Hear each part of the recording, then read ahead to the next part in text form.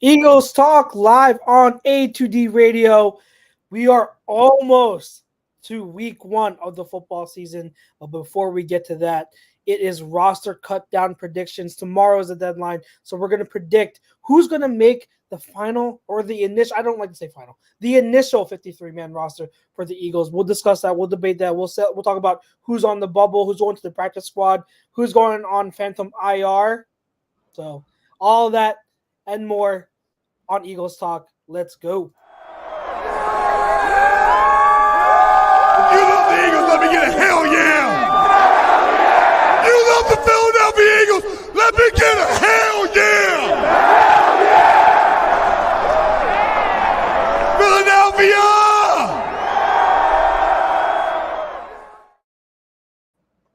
Ladies and gentlemen, like I said, Eagles Talk on A2D Radio. We are brought to you by Baggio's Bread, located in Mount Laurel, New Jersey, home of the best stuffed breads, tomato pies, sandwiches, cutlets, and meatballs. Mention A2D Radio for 10% off your in-store purchase. Neat little nugget I found out the other day, by the way, and I don't mean to pitch them any more than we do, but they are our sponsor.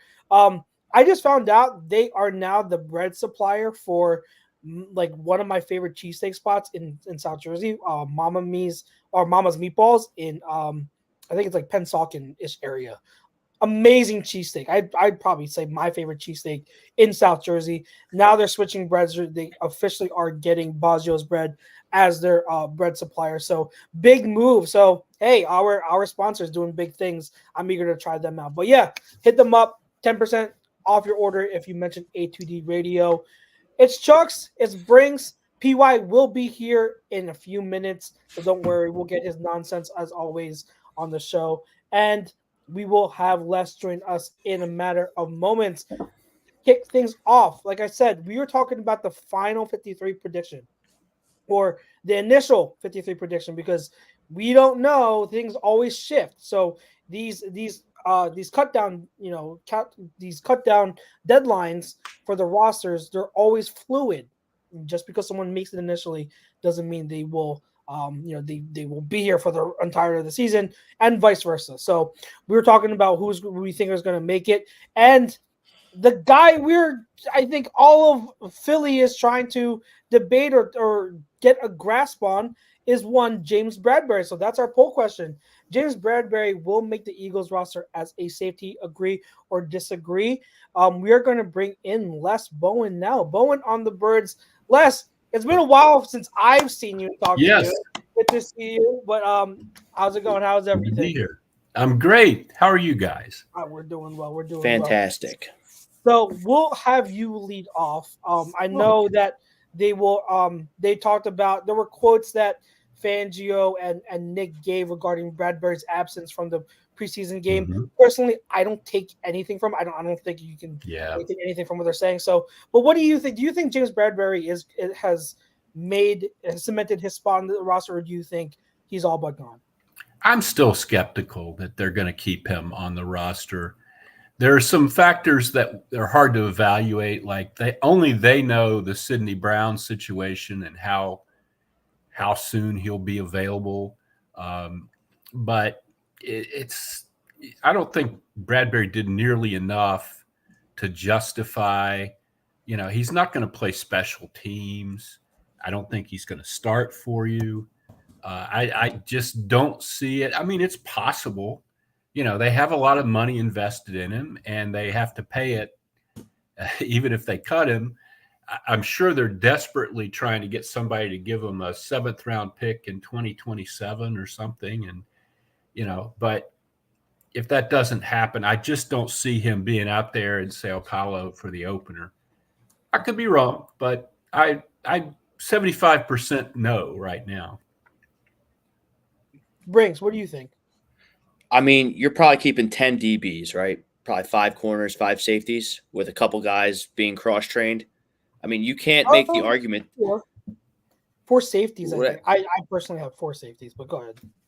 Okay, but they might keep someone for, like Les said, special teams. He's going to be here.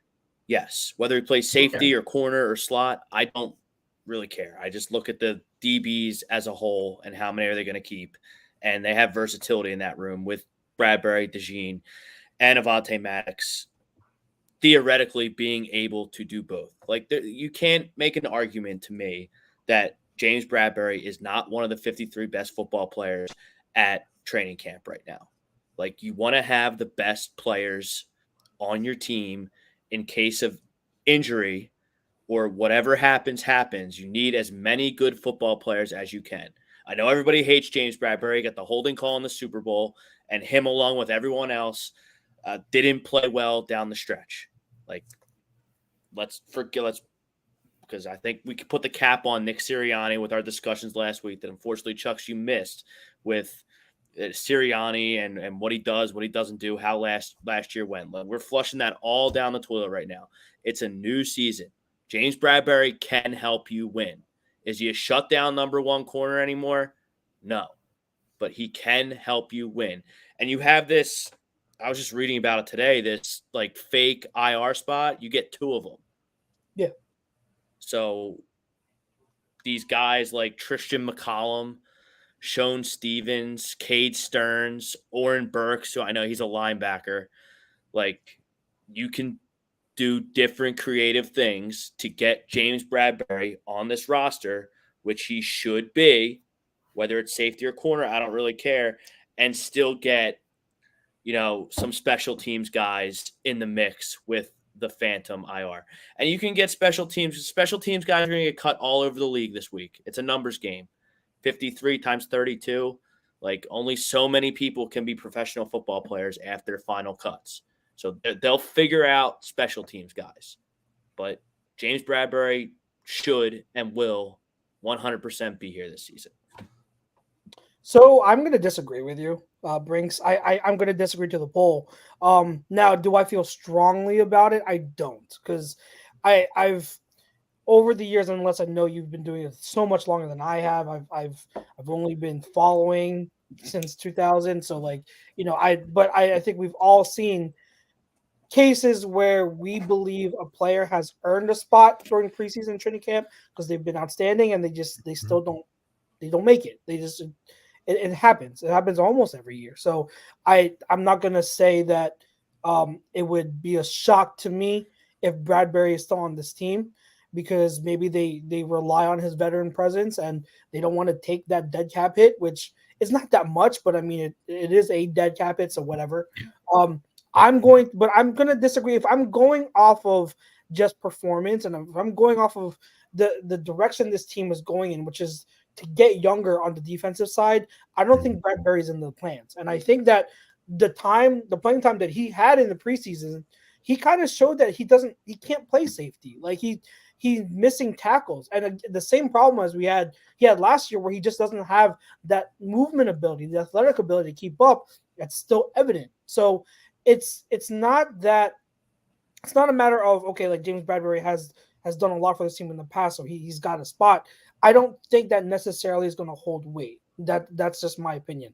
I could be wrong, but I think that a Tristan McCollum has performed to a point where if you're looking for a fourth safety, and I want to say this too, I think the fact that Avonte Maddox showing he can play safety has made a huge. If Maddox struggled or he got hurt again, but if he struggled making that transition to safety, I think this is a totally different conversation.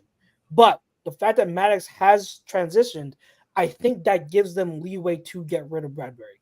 And I think the quotes that we saw from the coaches after that preseason game where Bradbury didn't play, I think it's just them saying, like, we're trying to hold out for maybe some type of trade or whatnot. But, I don't think a trade is going to happen, obviously. But I disagree. And Brinks, like you say, he's absolutely one of the best 53 players. I don't think so. I don't think that's a clear-cut thing. I honestly really don't. I don't think you can look at him and say there's no question he is one of the 53 best players on this roster. I can't say that for sure, because I've seen him now hit that cliff, hit that wall. Yeah, so of course you're not really doing it that way. You're not judging him against the offensive linemen or the running backs or anything. It's the guys that are going to be in that DB room, and they have a lot of potential at corner there. I certainly would not want to, expose somebody to waivers who has some potential as a corner. Safety, I don't know. You don't know what they're going to do with guys and how they're. You mentioned, Rob, the IR spots. We assume Anais Smith, or I don't know if we should assume it, but it certainly seemed coincidental today that he came up with this hamstring and ankle thing at a point where they were just getting ready to cut down the roster. I'll be darned, but I'm not sure there's a spot for him, and again, he would be a backup, and your backups play special teams. It's not as simple as saying they can find other people. Backup defensive backs play special teams. They have to be like gunners and stuff. Mm-hmm. You're not going to have like an extra D tackle do that. So I don't know. I mean, it could happen. I'm not saying I'll be gobsmacked if he makes the team, but I think it's trending down for him, really. Yeah.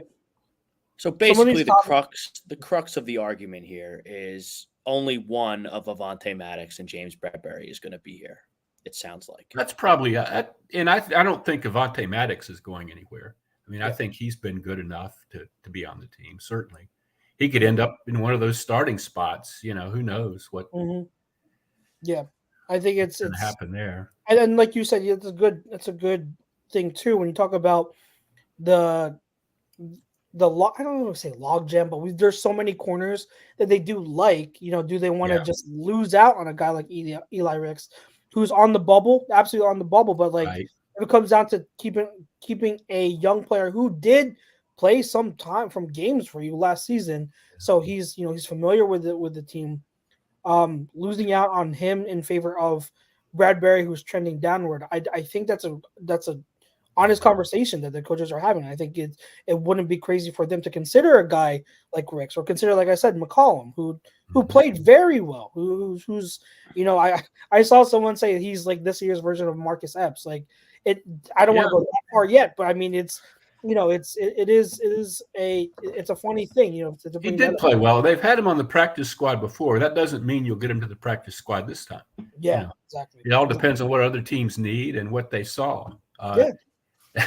Of course, if other teams are just scouting off of that Vikings game, you could probably get Eli Ricks into the practice squad. Boy, did he have an awful game! Oh my God, yeah, that would put that in the trash can. What the hell was that? I mean, he looked ridiculous.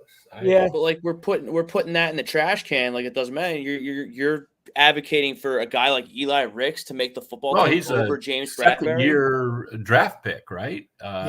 With a lot of, everybody loves his size and his quickness. If that's the decision they make, you're playing with dynamite, and that could potentially blow up in your face. You have a new defensive coordinator.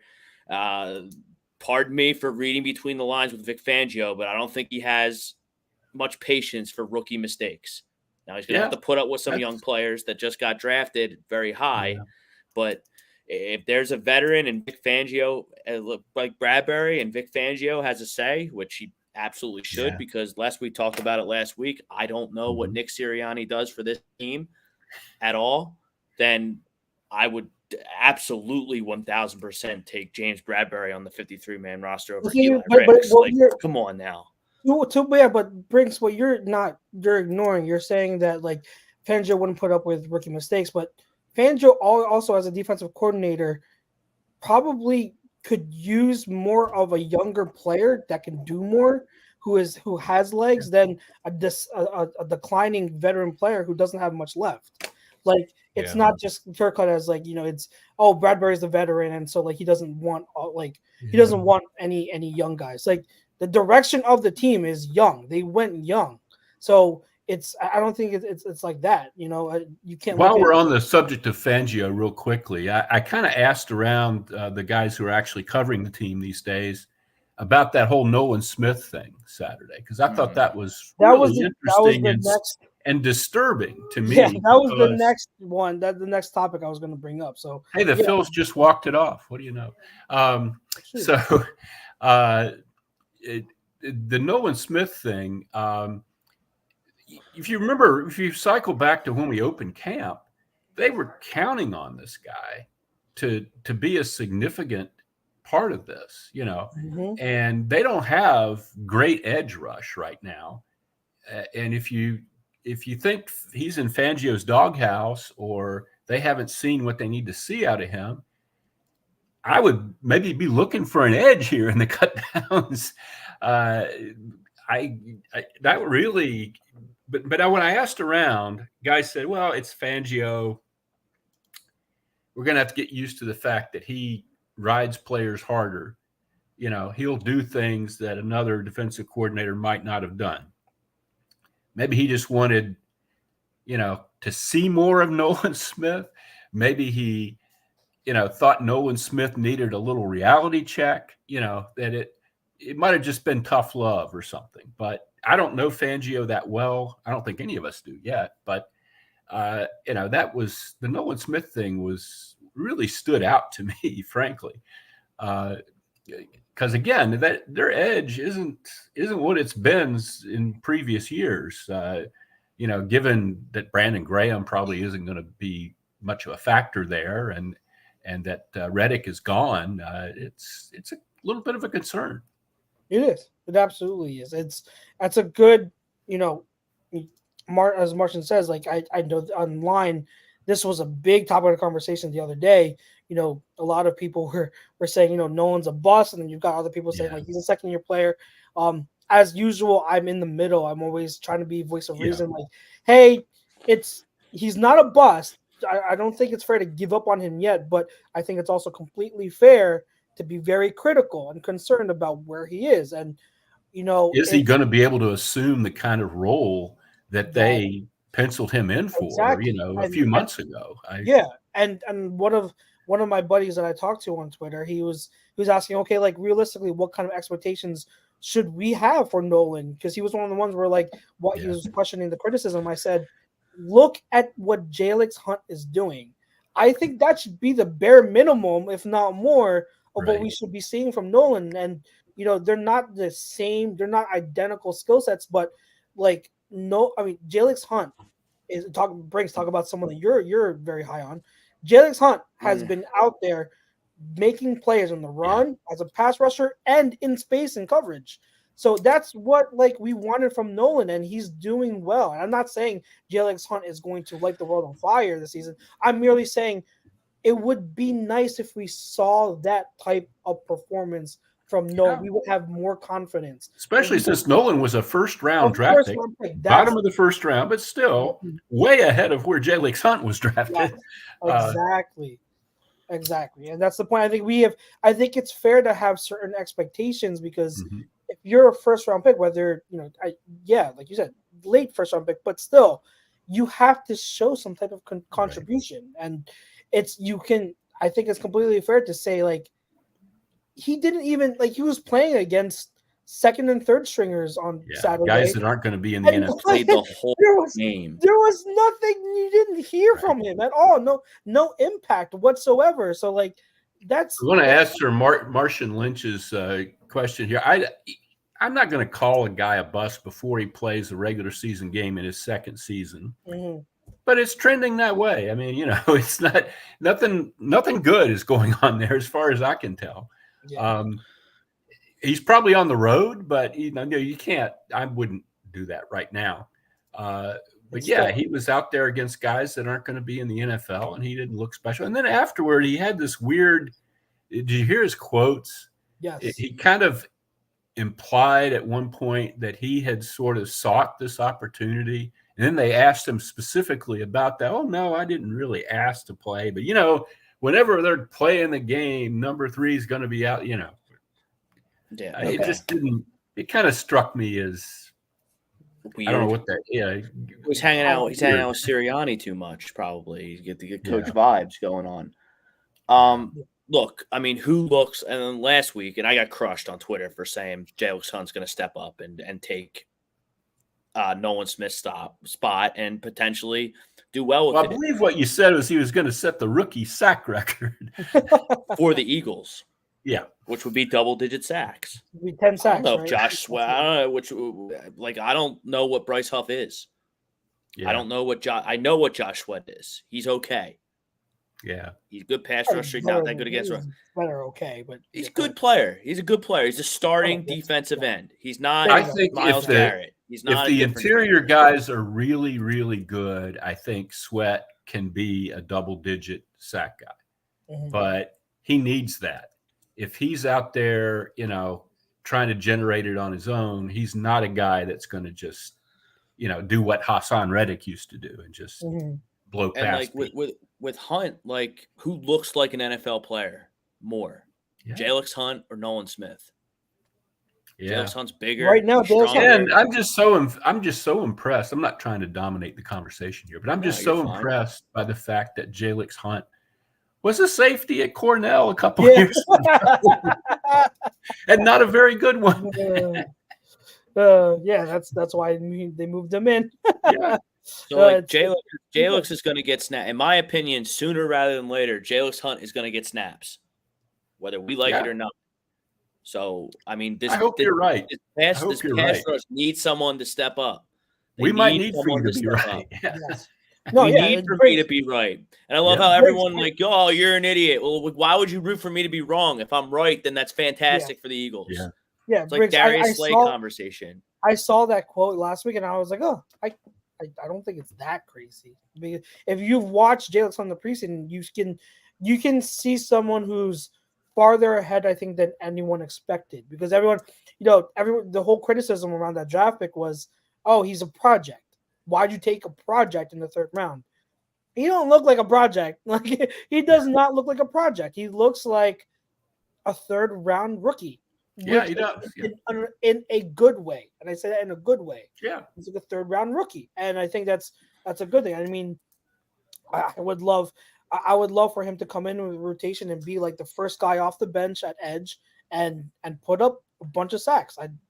I don't think there's a definitely a non-zero chance of that happening. I think it's definitely possible. So I don't think it's that out of last thing about Jalix Hunt versus Nolan Smith. Let's reverse the draft pedigree. Like, if Jalix Hunt was coming out of Georgia, he would have been the first pick in the whole draft. If Nolan Smith did what he did at Georgia at whatever Sam Houston State or wherever the heck Jalix Hunt went, Nolan Smith wouldn't have gotten drafted. I think Jalix Hunt would have had conversations for first round, because I think if you look at the league and what they always want, they boost the value of an edge rusher, right? Especially if you're coming out of a big program with the physical traits, right? They continue to do that. I think they would have, to your point, I don't think he'd be the first overall pick, but I think there would have been conversations of him being late first, early second, because of his physical traits and because of playing in the SEC big program. I think he absolutely would have sniffed first round, conversation. So I hear you on that, And one guy that Brian Pumper does bring him up. Patrick Johnson looks like he's ready to break out. I think Patrick Johnson got cut today. So no, I think it was the other Jet, wasn't it? Was it the other Johnson? Okay, Teron Johnson. Never mind. Yeah. My fault. But yeah, he does look ready. And Teron always gets cut, but he's always around anyway. He's always around. Yeah, that's the thing. This 53 business. Yeah, the writers all try to predict the 53. And we actually, I'm not doing it anymore, but I'm not in it. But there's a pool, and you put like $10 in, and if you win the pool, you like take your wife out to dinner and stuff. I only won it once. That's awesome. But it's so hard now because they have all this BS with the extra IR slots and what they've done with the practice squad, where you can have 10-year veterans on your practice squad. It's just there's no way to, and they all every year. Well, not every year, but many years, you'll see a veteran get cut, and you'll go, oh, my God, I thought he was going to be on the team. Well, they've just told him to go home and lie low for a week, because the second week, they don't have to guarantee his salary for the whole year. And, I mean, it's the initial 53 is a fantasy anymore. I mean, it's just it's not the 53 that you'll put on the plane to Sao Paulo. But it's just so hard. But the one thing I saw that everybody did this year that I was a little, this is my hot take. everybody said, "Oh, you three quarterbacks. You got a Tanner McKee on the 53." Week 1, do you need Tanner McKee on the 53? Your top two are healthy. And I'm not getting into the debate about whether you think Kenny Pickett is any good or Nick Sirianni and Kellen Moore have made Hurts and Pickett 1 and 2. Mm-hmm. Is anybody going to really grab Tanner McKee if you sent with a quarterback? You can actually make a deal. They did this with A.J. Feely once in the middle of the season. They said, "Hey, we got to put you on the practice squad. If somebody calls and wants to claim you, you can turn it down because we're going to put you back on the roster next week, and you don't want to go somewhere and learn a whole new offense because we were going to have you on the practice squad." I think you could, if you were in a bind, you could get away without Tanner McKee being on the 53 for week 1, but no one else seems to believe that for me. So I'm with you. That's even more reason that you can keep Bradbury. Yeah, there again. If you wanted to really keep Bradbury, that's Tanner McKee. One thing you could do. He's not any good. He can't even beat out Kenny Pickett. And we had a lot of people QBs only Brazil, putting 2 tight ends on their 53. I'll tell you right now, the Eagles will have 3 tight ends on their 53. That's what They're not going to go into the game with 2 tight ends. I'm predicting 3 as well. Yeah. You think that? I don't know if the third tight end is here, but there will be one. Yeah, I think it's 3. I think it's EJ Jenkins. Oh, I like him. Yeah. PY's here. Welcome. Hey, there's Peter. Peter. What's up, guys? Sorry about that. All good. We know life is life. So we're talking about the 53. We talked about just now. Tight end got brought up. I do think it will be 3. I know that's one of the conversations of, are they going to keep 2? It's got to be 3. I think EJ Jenkins makes it. Because I haven't been here for 2 shows, I will just save my piece because I don't know if you guys talked about it already. I'll save my piece. We don't have to get in a whole conversation because I know less is last few minutes here. But what I will say is, with the whole Pickett and McKee thing, if you're just looking and basing it off of how each performed off of this preseason, just the games, I'm not at practice. None of us are at practice. I'm just going off of the games.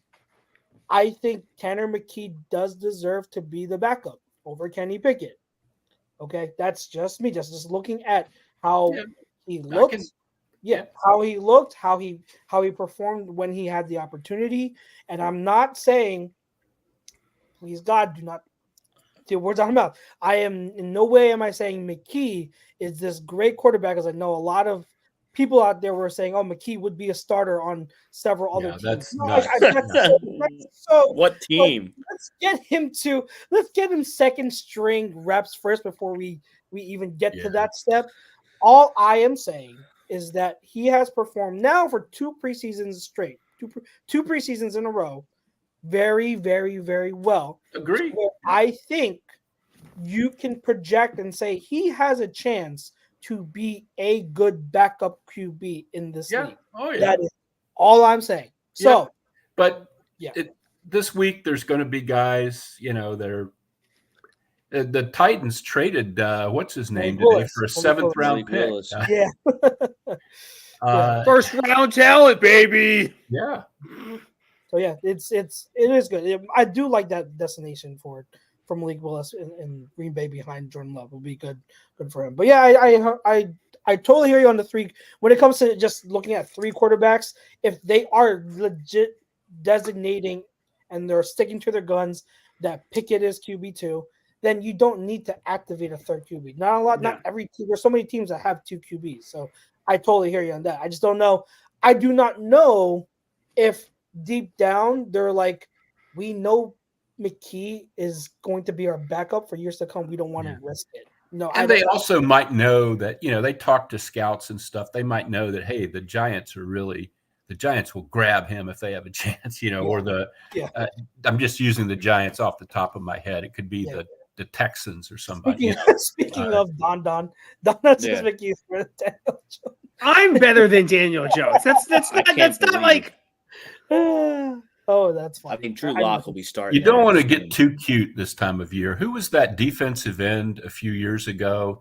The Eagles drafted in the 7th round from Virginia, and Washington took him when the Eagles tried to get him on. Oh my God, this name is gonna. Oh yeah, I know who you're talking about too, Les. He I was played like 3 or real- 4 years for. I think he's somewhere else now. yeah. I never remember this stuff. I that should get name the is media misleading. guide I out. forget. I Yeah. forget. Yeah, I know who you're talking about, Les. But you Casey don't want that to happen Casey to you. Toothhill. Yeah, Casey Two too. Hill. And Brian Pupper said it too. There you go. There we go. Jordan I'm like, Poyer was another. Jordan Poyer in Jordan 2014. Poyer, You just don't want that to happen to you. Dion, You don't. whatever his name was. Well, I know you're talking about that.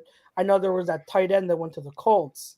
They eventually got back. This was like 2-3 years ago. I did so. Yeah, Clay Harbor. No, not Clay Harbor. It was He stunk. Yeah, Clay He Harbor. was so bad. I know he does. He does analysis for the Browns now. I think Clay Harbor. Good for him. Yeah. Bears. Hopefully he's better at Bears, that than he yeah. was at playing Oh, football. Bears. He's a good I'm sorry. guy. Come on, Chucks. Sorry, jeez. Les, thank you so much again. Hey, It it's was good great to see be you. here. Yeah. I hope that's- by next week we'll have more good stuff to talk. I hope they'll maybe make a move or two. I really like. There we go.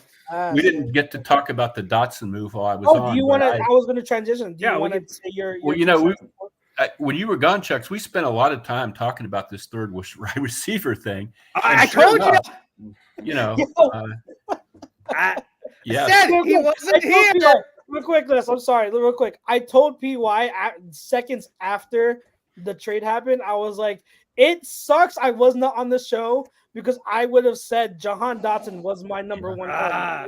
I wanted him. Yeah. That was what I wanted. But go ahead. And I agree. In fact, I wrote the same thing that my friend Marcus Hayes wrote, which is that, it's not, some people got too excited. Oh, he was a first round pick. Oh my God. But yeah, he's kind of Washington's Nelson Aguilar, which is okay. I mean, Nelson Aguilar's third year, the Eagles won the Super Bowl, and he had a lot to do with it. Oh, a lot. And this is Jahan Dotson's third year. So, but yeah, I like him as a third receiver. I don't like him, as a budding superstar or anything like that. But that was a solid move. They didn't give up too much.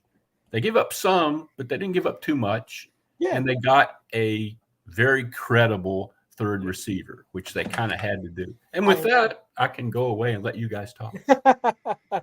We will talk next week, Les.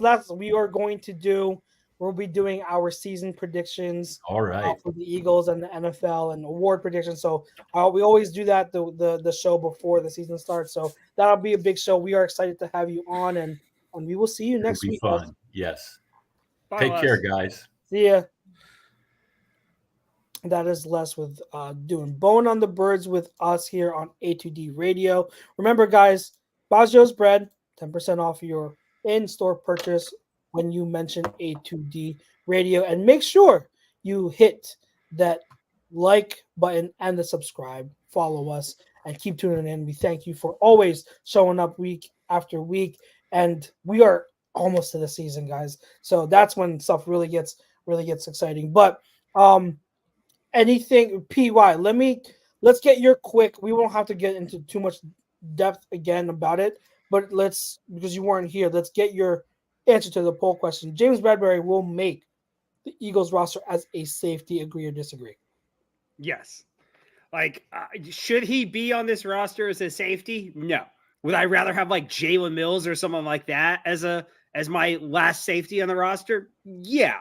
But because of his contract and the fact that he's been such a good dude and a good teammate and he hasn't made a stink of anything, yeah, they're going to keep him unless something happens to where there's a trade or someone gets hurt. Bradbury's going to be here, unfortunately. Yeah, Brinks agreed to the poll as well. I disagreed. Les disagreed. So that's that. So we have that. Any other positions? We talked a lot about defense. Did we talk about Dotson while I was gone? Not yet. No, I wanted not to yet. get to. I wanted to finish off. Initial 53 roster predictions. We talked pretty much mostly about the defense. Offense, it's really cut and dry. We know who's going to be here, who's not. I think it's safe to say Anaya Smith, who we talked about, will be the Phantom IR guy. because of that. Well, he already got IR didn't he? No, it was the report was just he was hurt. That's all. They didn't officially put him on IR yet. So, I thought they would have just cut him and then made Johnny, what's his name, IR. They probably want Johnny Wilson, to be part of the team this year.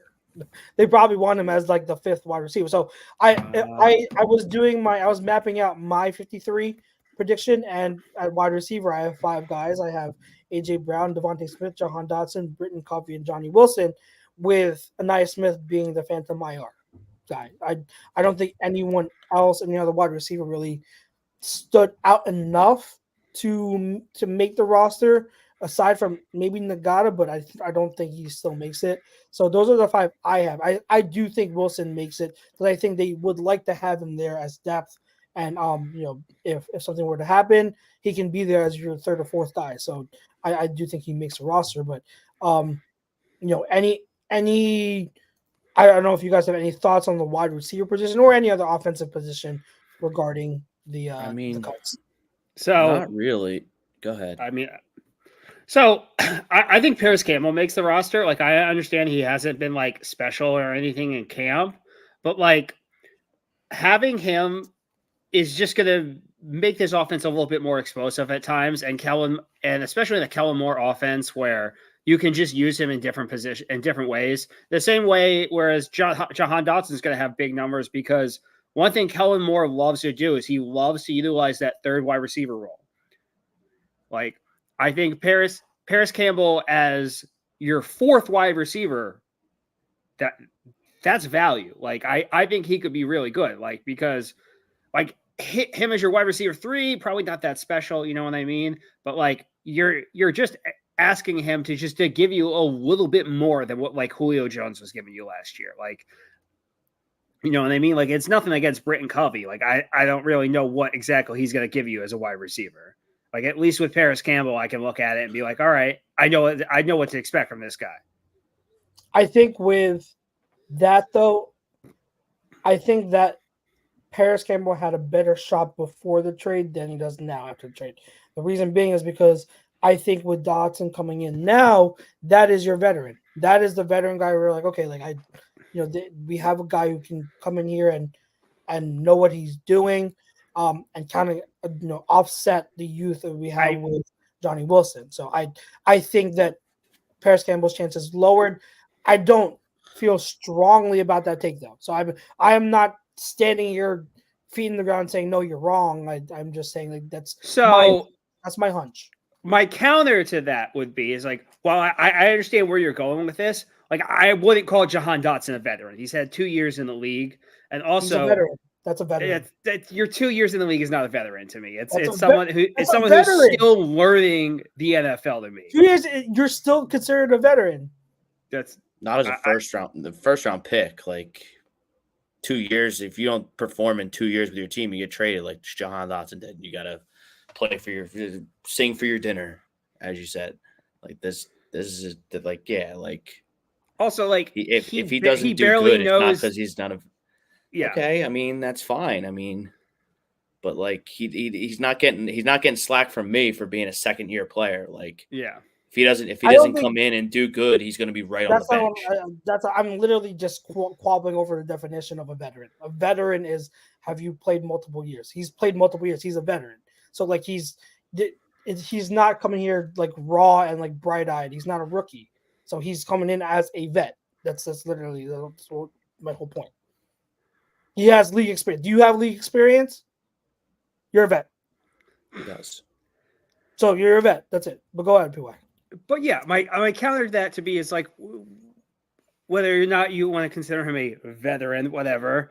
He is a veteran. I am speaking. Stay in your lane. God. Stay up there.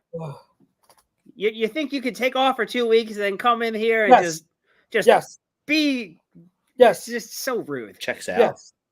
It does check out, Brinks. It does. See, me and Brinks are on the same page now, which is dangerous. Good. I'm glad. No, we're not, because Jahan Dotson is a veteran.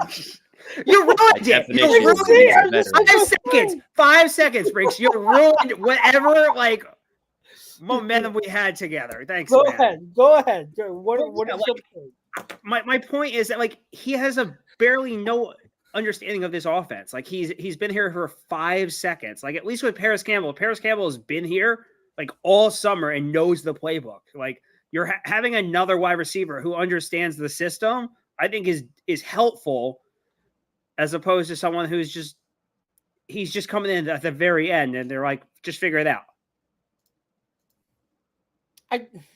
If you want to compare knowledge of the playbook, sure.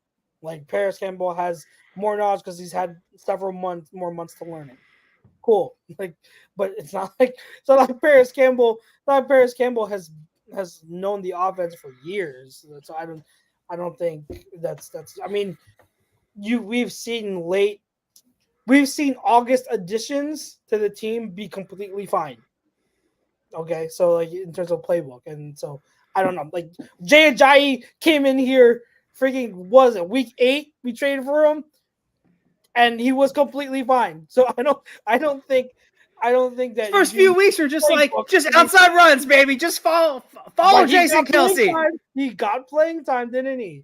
He got playing time. So, and by before the end of the season, it was like week 15. He was the lead back. So I don't think. Yeah, it may take us a few weeks, but I think that again, I wouldn't. If we're getting into the matter at hand, Paris Campbell, I would be completely fine making the roster. He's a bubble guy. I don't mind it. Like, and if they keep him, cool. Like, I think hopefully he stays healthy. I'm just saying I don't.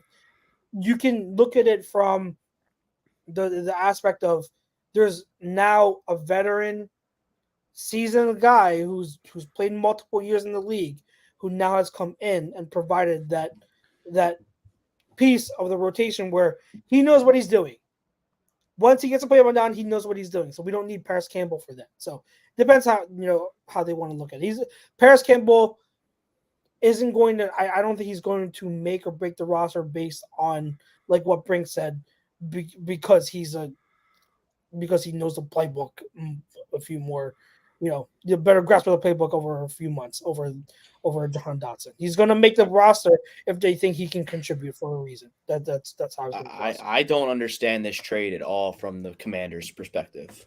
They're stupid. They are stupid. This was a stupid move by the Commanders. Not only did you trade him, you traded to a division rival that really the only thing that was holding this offense back was a third wide receiver. Yeah. Chris Olave, George Pickens, Garrett Wilson, Drake London were all drafted in the same draft class as Jahan Dotson. Jahan Dotson has more career receiving touchdowns than 11. all of them. 11. Olave with 9, Pickens with 9, Garrett Wilson with 7, Drake London with 6. So don't even give me the argument about some of those guys haven't had good quarterback play. Jahan Dotson was on the Washington Commanders. So, like, this guy can play. This offense, this receiver room has so much versatility. Like, Jahan Dotson is just way better than every other receiver that's on the bubble. Quez Watkins, Olamide Zaccheaus, anyone. Zaccheaus, Julio Jones, Nia Smith, Johnny Wilson, Paris Campbell, John Ross, whatever name you want to throw out there, Jahan Dotson is exponentially better. Anyone that doesn't like this trade that I've talked to. It's a great trade. They say, oh, I don't think he's worth a third-round pick. Like, who cares? I don't get that. He's a 24-year-old former first-round pick with tons of potential. Like, even if you don't love Jahan Dotson as a first-round pick, like, the potential is there. Like, he's shown that, like, he can be a good NFL wide receiver. But here's the great part.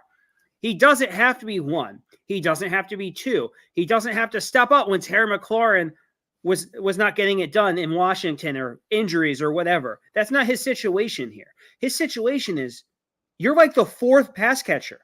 Dallas Goedert is wide receiver 3. Let's be honest. He's wide receiver 4.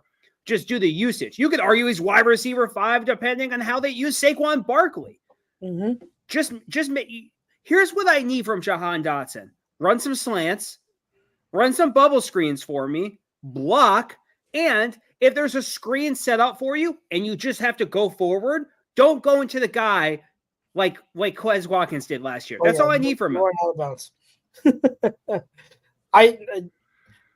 I never thought that draft class, I did not have Jahan Dotson in the same class as those other guys. Okay, so I am not going to use he's a first round pick.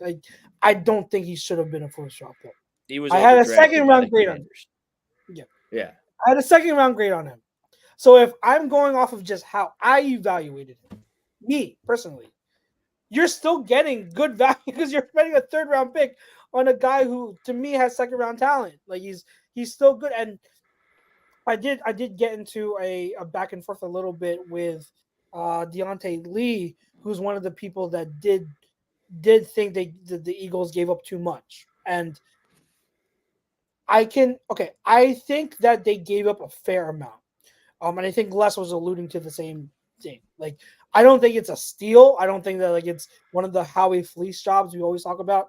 I don't think it's a bad deal by any means. I think it's fair. I think it's like this is fair value, equal value for this type of player. So I don't think there's anything wrong with it. And then you add the fact that for next year, they already had two third-round picks. So they had the luxury of getting rid of one. And if I personally, I don't include this in the conversation, but if you want to, they got a 5th-round pick back. And if you use the different trade value charts that are out there that are used by analytics guys, what we gave up in turn for Jahan Dotson after all the picks weighed out was the equivalent of a 4th-round pick, roughly. So your net gain of what you gave up, or the net result of what you gave up, was a 4th-round pick for Jahan Dotson. I don't see what the problem is. I just don't like. And it's funny seeing all these people, all the rival fans, trying to say now Eagles fans are trying to say that Dotson's great or whatnot. And I'm with you guys. We don't need him to be great. We literally just be serviceable. We are literally just looking for him to be Nelson Aguilar. That is what it is. Like, we just need you to be Nelson Aguilar for us. That is it. That is literally it. And I think that's what we got was a good wide receiver. That we also, guys, because he's a 5th-round pick, he has a 5th-year option. Yes, he does. If we want to, if he plays really well, he's here for at least 3 years. Yeah, he's here for 3 years if we wanted to. So, and I think something that's Penn State's happy now. Penn State Nation's happy now. We've met our quota. Dude, it's a big deal, man. It's a big deal to this fan base. It is a big deal for this fan base. Yeah. But one thing I think that people aren't looking into, and I think it's been a big notice to me, is like some of his biggest moves this offseason has been going after guys with multiple years of controllability and cheap controllability. You can like Kenny Pickett or not, but for the amount of money that you're going to have to pay him for the next 2 years, he's a cheap, controllable backup with trade value. The same thing with Jahan Dotson. He's a cheap, affordable guy that you have on your roster for the next few years. And if something happens to where you could trade him, you can do that because of the price tag. Because of cost controlled, yeah. He's cost controlled. Yeah, it's Moneyball. It's Moneyball. Yeah. It's what these small market teams in baseball do all the time. That's why you see these prospects that have never played a second in the major leagues sign like a 12-year, $100 million deal because they lock them in, they control them, they know what they're going to pay them because they can't pay an Aaron Judge at $400 million. Mm-hmm. Smart. I hear you. I still have to watch that movie. You know, I never watched that movie. What? Moneyball? Yeah, I have. It's amazing. Well, yeah, I need to watch. I wouldn't say it's a good movie. It's a fantastic film. I gotta watch it. It's on my list. I swear to God.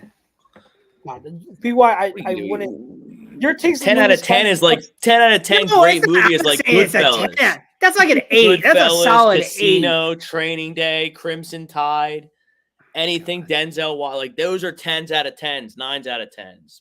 Come on, Moneyball is like a 6.5 out of 10. No, I think I'm Moneyball being is nice with that phenomenal. ranking. I don't think 6.5 is a bad thing, PY. I think 6.5 is you're an above average movie, which is good. That's a good thing. Like I think But that's Wait, that's it's not going to win an Oscar. It's not, but I think it's a solid 8. okay. I don't. Sometimes I don't trust your taste in shows or movies, PY. So I don't know. We'll see. I'll have to be the judge of that. But also, it might affect me differently because I don't follow baseball like that. So Exactly. good or bad, I don't know if that'll affect it, but we'll see. I will definitely watch it. It's on my list at some point, but I have a lot of other stuff I need to watch before I get it in. So, anything else? I know that people are chiming in with Jahan Dotson. They love it. So it's to me, and I think you guys would agree with me, but I'll throw the statement out there. Eagles, best wide receiver core in the league. Yes or no? Yes, without question. Anyone who says no, and I've seen some like Cowboy fans on Twitter talk about it, they're like, it's not that good. Yes, it is. Like, AJ Brown's a top 5 wide receiver.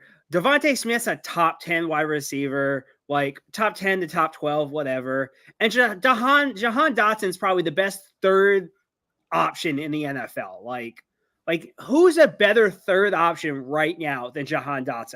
That's not a tight end, and that's not a running back. Stephon Diggs. I think there are teams that that belong in the conversation. I absolutely believe it's the Eagles as the best wide receiver in the league. Okay, I'll put it out there. I'm not gonna go on a limb or go to an extreme and say, oh, without a doubt, they're leaps and bounds better than everyone else. I think the Texans deserve recognition in the conversation. I think if you're also looking at the Bengals deserve recognition in that conversation. So those 2 teams off the top of my head, because Bengals, they have obviously Chase and Higgins, and then their third wide receiver is, I know it's young guys, but I mean, I like Yoshi, and their rookie Jermaine Burton looks really good, like really good right now. So I think they're in the conversation as well. So it's a good conversation to have. I won't say they're leaps and bounds above second and third, but I think they are number 1. I do think they're number 1 because what you have to consider is that AJ Brown at the top boosts that value a lot. The fact that he's a tier 1 wide receiver, it's like that adds so much value. And then, like you said, PY, you got Smitty, who is arguably the best wide receiver 2 in the league. You talk about like a tier 3-ish wide receiver, tier 4, however you want to put it, and then Jahan Dotson is very good. So having the Eagles being so top heavy adds so much value, and then Dotson setting the floor at wide receiver 3 is still really good. So that's where I'd say. Molly Maw does say Miami, Houston, and then Philadelphia comes in third. I mean, yeah. I don't see. Okay, so Miami has what? They have Cheetah and Waddle, but Odell's hurt. Yeah, I don't. Is Odell even playing? That's the thing. Like, I'll take Paris Campbell right now over Odell. Wide receiver core. Like, you have to look at their whole core, and I obviously towards the top will have more value, but the issue with Miami is their wide receiver 3. Who's the wide receiver 3? That's the thing. Odell.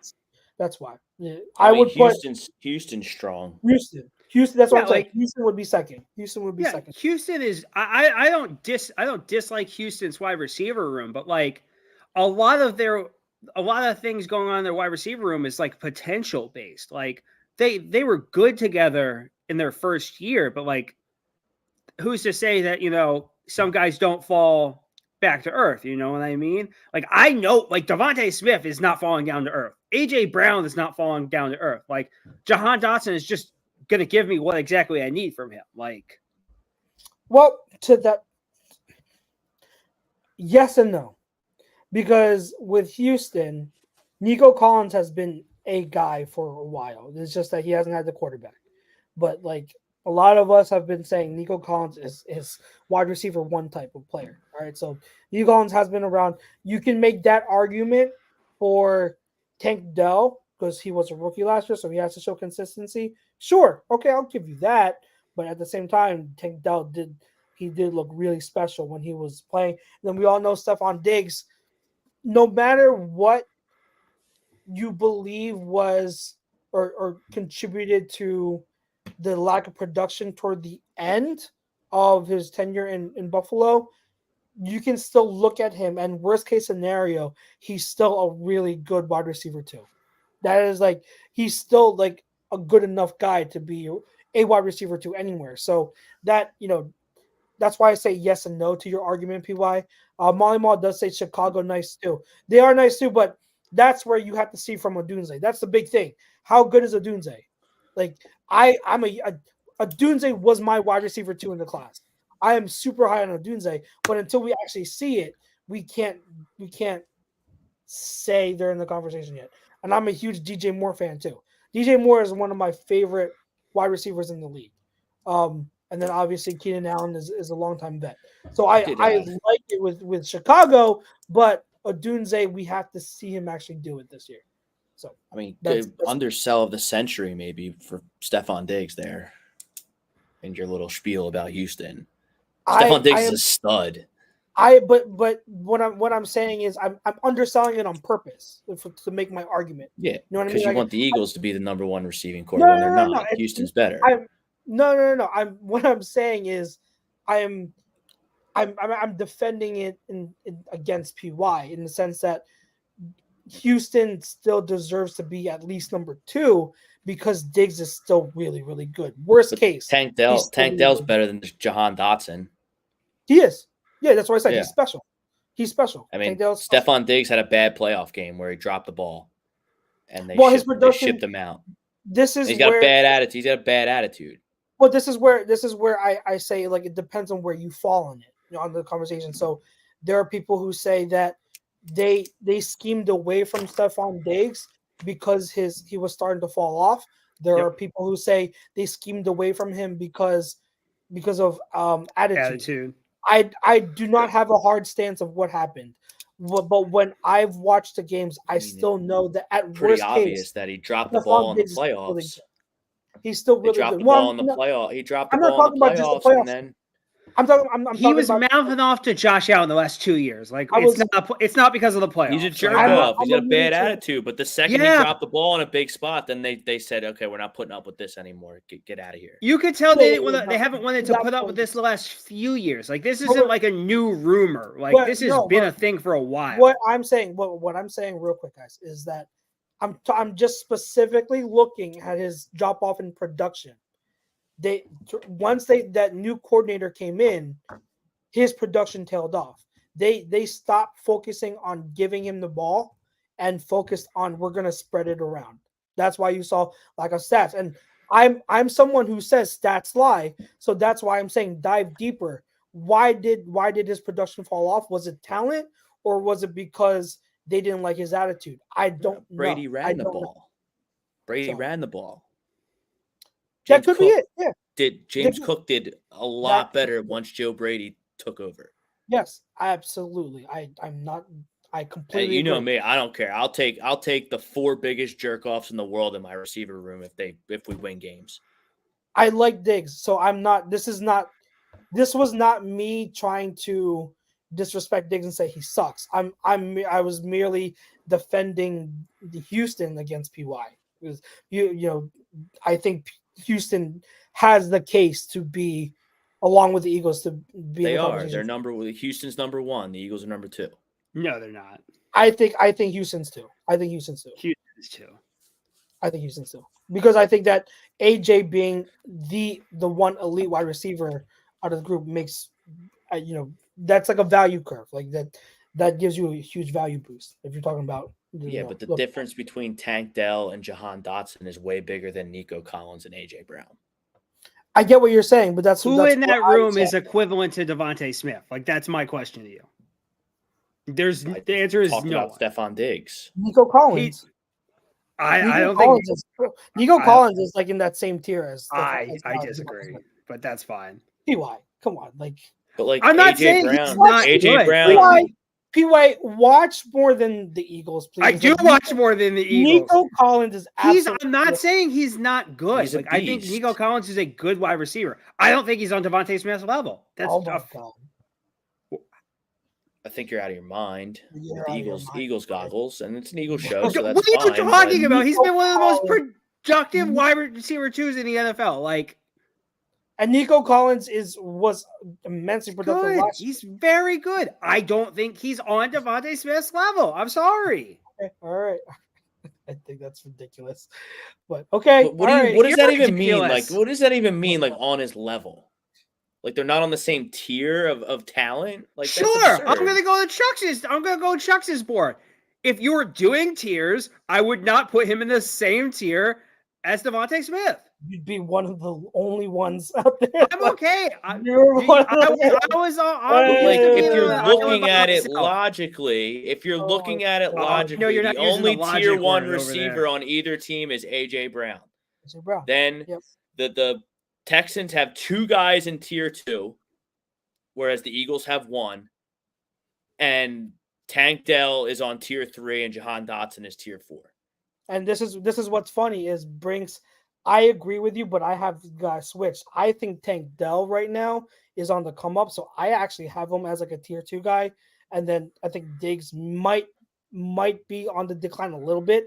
But the overall point, I am with you. I'm with you on the overall point.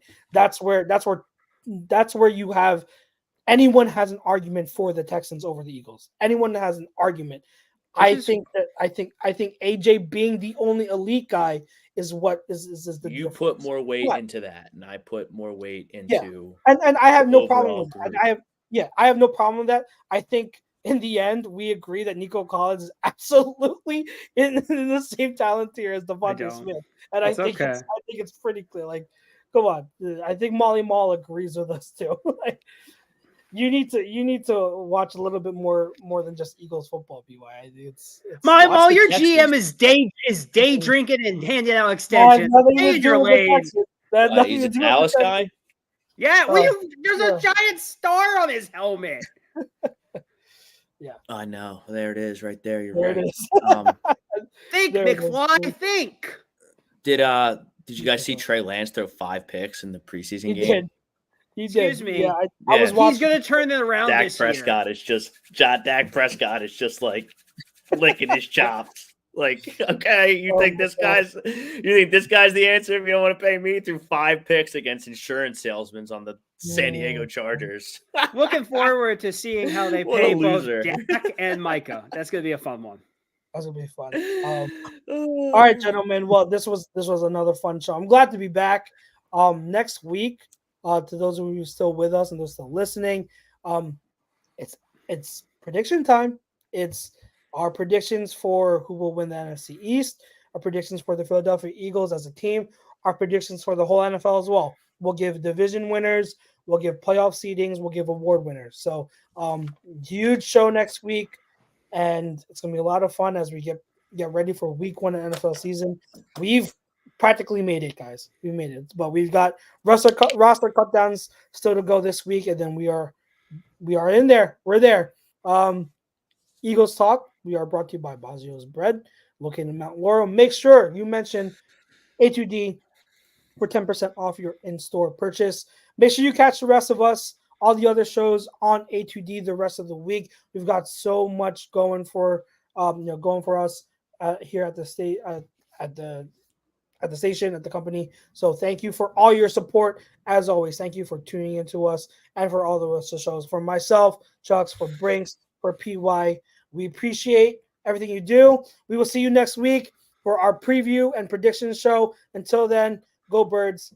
Peace out. Birds. Peace.